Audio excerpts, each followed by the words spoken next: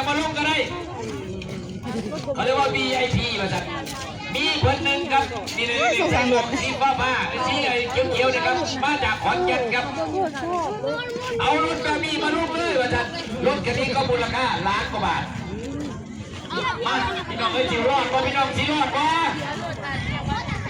อันนี้ไม่ได้นะครับพ่อไม่ได้ใส่สีอ่างไปดูมาไปเรียกมาเลยเรียกมาเลยเรียกมาเลยเรียกมาเลย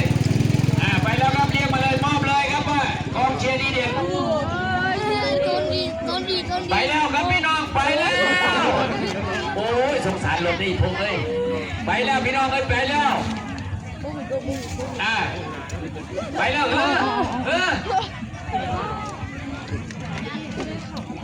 4488ครับ44พอคนเดียวกันแคมปิ้ง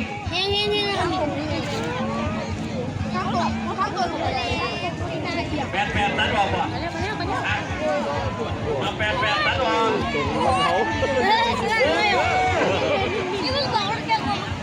พอจุนเนื้อใจเป็นทุ่งจำถุยโอ้พี่น้องเอ้ยพวกนี้ที่นี่นอนเลยว่ะโอ้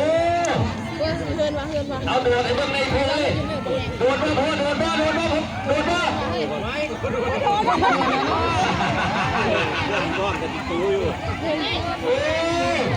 ขอนแก่นเอาโดดจะมีน้องเด้อป้านี่หอดทุกอย่างขอนแก่นเอาโดดพี่น้องว้ายคุณน่ะป้าโทษรถกำแพงมาบาดีเอาชนะเขาได้เนี่ย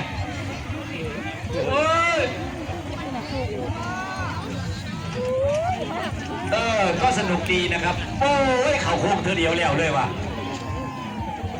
เพิ่นกับเขาแล้วเขาอีกอยู่ไหมพี่น้องให้รางวัล10,000 บาทนะครับนี่ครับมองมันจีข้าง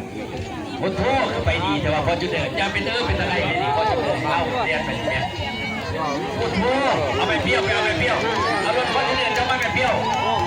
เอาไปเปรี้ยวเจ้าอย่าไปย่างหน้าเขาจะไปได้ไงลงเลยเปรี้ยวลงเลยไอ้ลูกเจ้าอยู่ไหนลงแทนตัว80เมตรเปรี้ยวไปไงเปรี้ยวไปรถเปรี้ยวไปรถเปรี้ยว